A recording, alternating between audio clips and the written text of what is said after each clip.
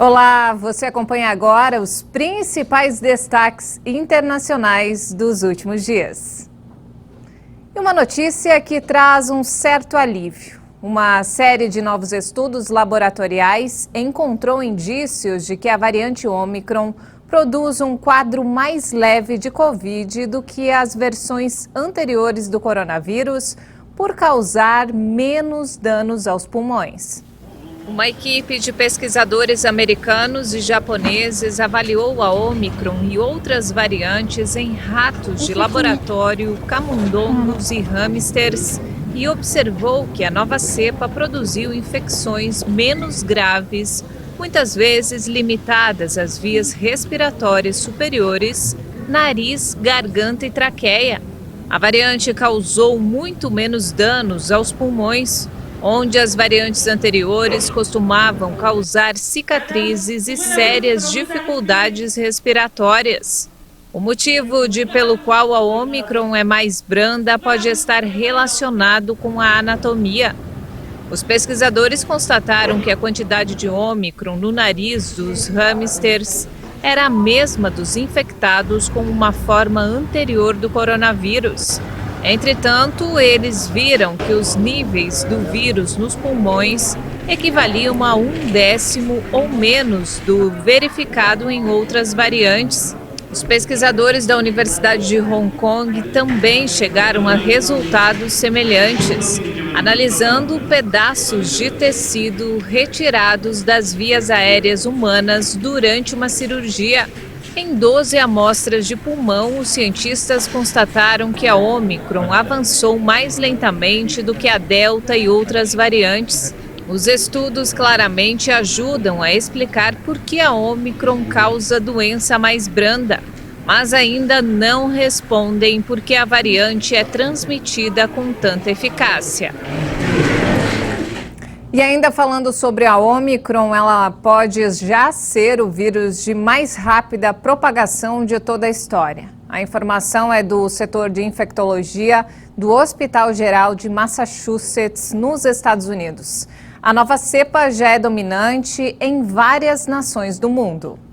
Para se ter ideia da rapidez da propagação da variante Ômicron, com base em dados estatísticos, foi feito um cálculo comparativo com o sarampo, que é um dos vírus mais contagiosos. No cenário de ausência de vacinação, um caso de sarampo daria origem a mais 15 casos em 12 dias. Já um caso de Ômicron daria origem a 216 casos no mesmo período. A estimativa significa que em 35 dias, a Ômicron poderia atingir 280 mil pessoas, enquanto o sarampo afetaria 2.700. Já em um cenário em que a maioria da população está vacinada ou já teve Covid, os especialistas norte-americanos estimam que um caso de Ômicron dê origem a apenas mais 3 casos, número semelhante ao do vírus original ausente de mutações. Com a vacinação e restrições, 14 milhões de pessoas ainda podem ser infectadas com a Ômicron a partir de um único caso. Mas se por um lado, a nova cepa consegue infectar até pessoas já vacinadas, por outro, essas vacinas impedem, na maioria dos casos, a doença grave. O menor risco individual é a razão pela qual, neste momento, o número de contágios dispara, mas o número de pessoas hospitalizadas se mantém estável.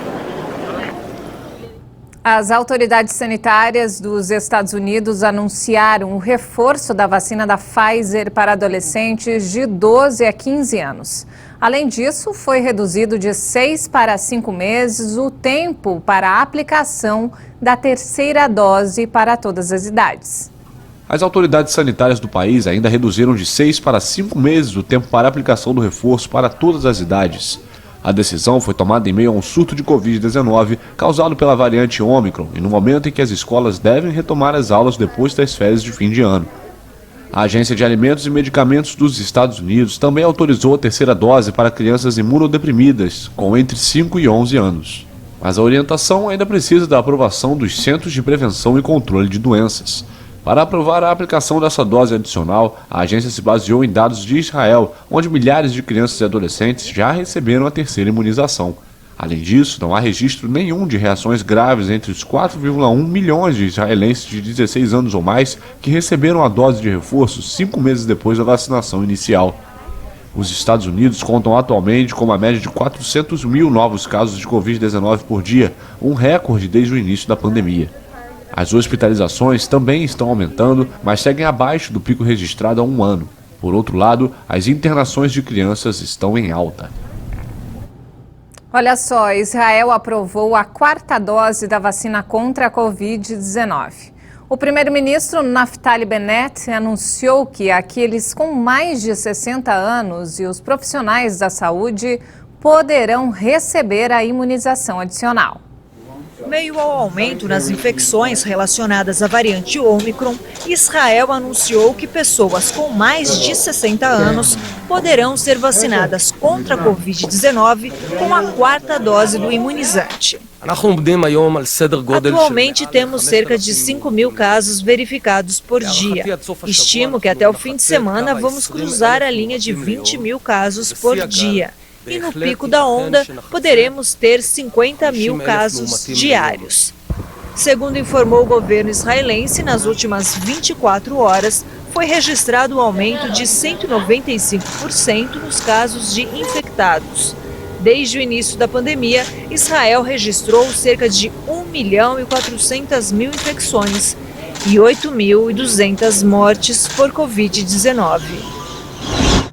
Ainda falando sobre Israel, um surto de gripe aviária matou mais de 2.000 aves no norte do país.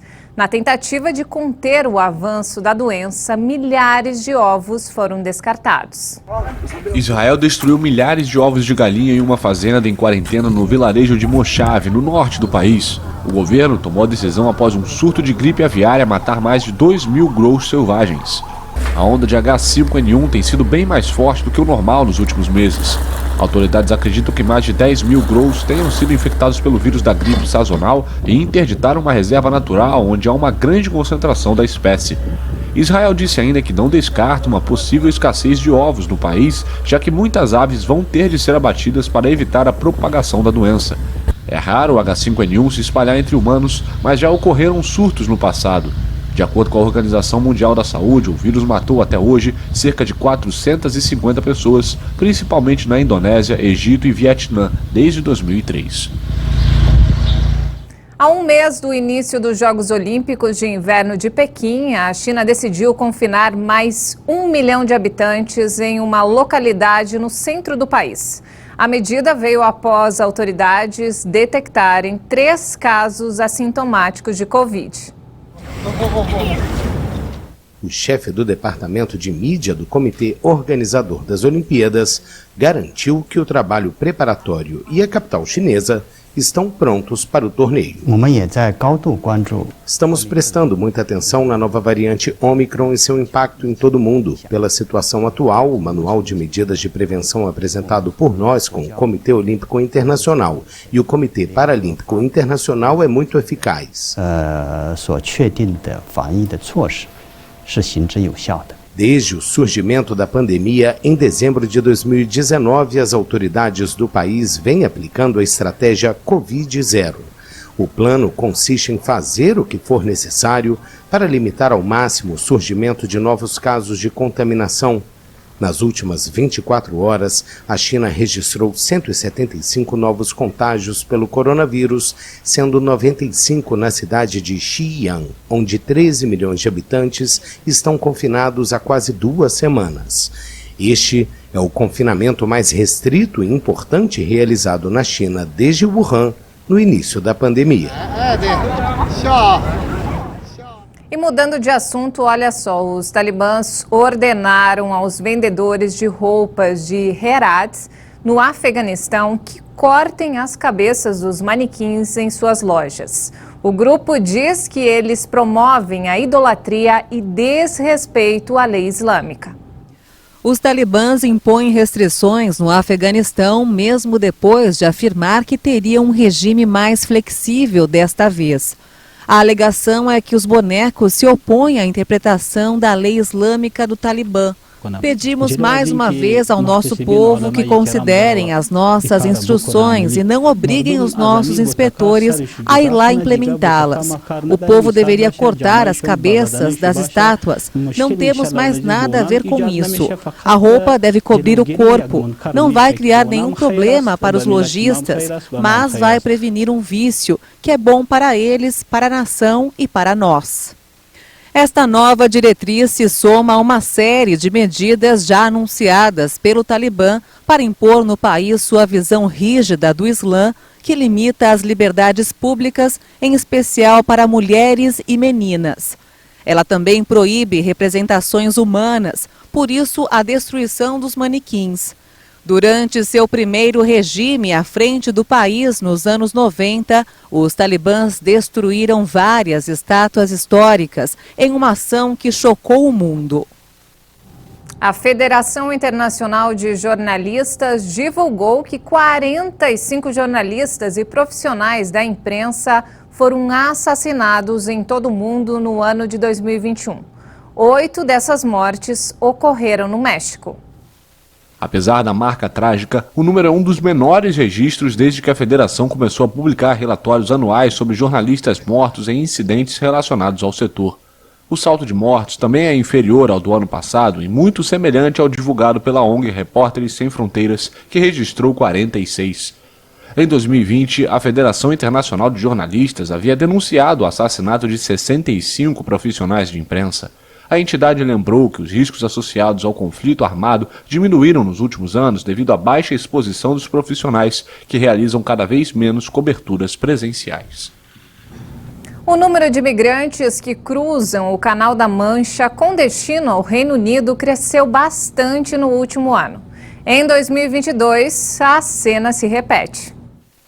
Uma das primeiras imagens de imigrantes cruzando o Canal da Mancha até o Reino Unido em 2022 mostra um bebê nos braços de um homem que descia de um barco de resgate. Os dois foram fotografados no movimentado Porto de Dover, no sudeste da Inglaterra, onde foram atendidos pelos serviços de imigração. Em 2021, pelo menos 28.395 migrantes chegaram à costa inglesa em embarcações precárias, mais do que o triplo dos quase 8.400 do ano anterior. Os números foram divulgados pela agência de notícias britânica PA, que se baseou em dados do Ministério do Interior. Só em novembro de 2021, quase 6.900 pessoas chegaram às costas inglesas em barcos precários, incluindo um recorde de 1.185 em um único dia. As crescentes chegadas clandestinas se transformaram em um pesadelo político para o primeiro-ministro do Reino Unido, Boris Johnson, que havia prometido maior controle sobre a imigração após o Brexit. As travessias geram tensão entre os governos britânico e francês.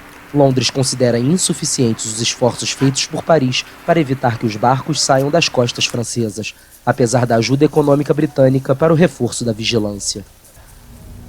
Na última segunda-feira, a Apple ultrapassou a marca simbólica de 3 trilhões de dólares em valor de mercado, o equivalente a 17 trilhões de reais. Tornando-se a primeira empresa a alcançar esse marco, que é superior ao PIB brasileiro.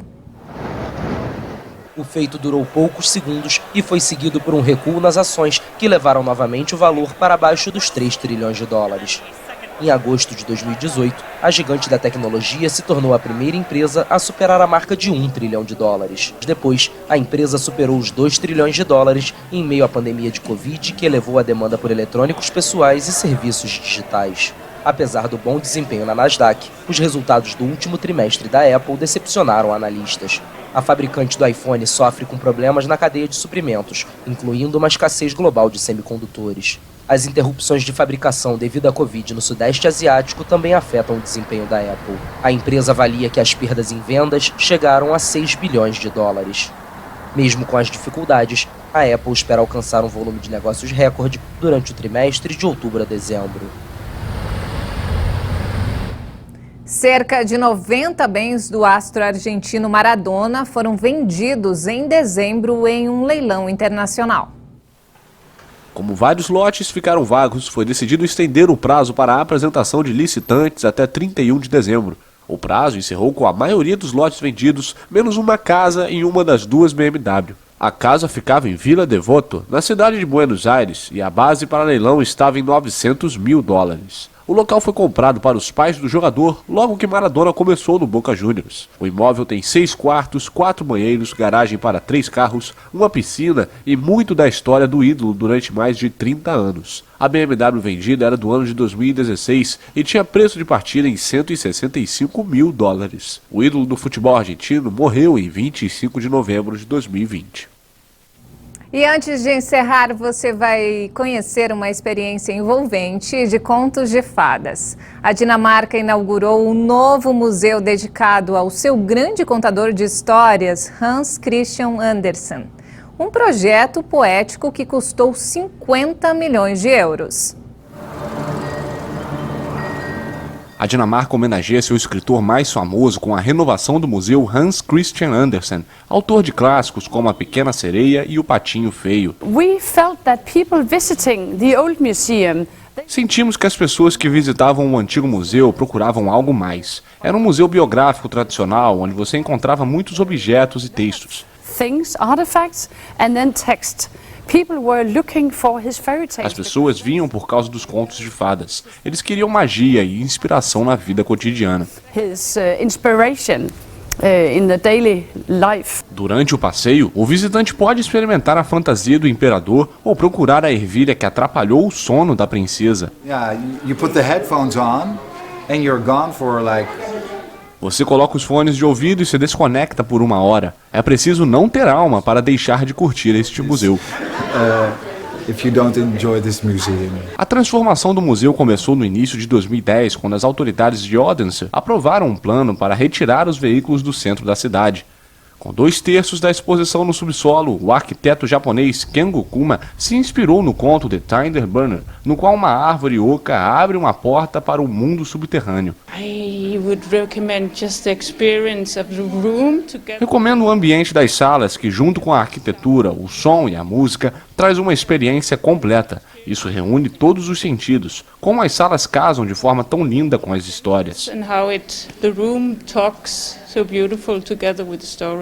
O museu também mostra a vida de Andersen, desde a infância humilde até a morte em 1875, quando já havia escrito 158 contos e 800 poemas.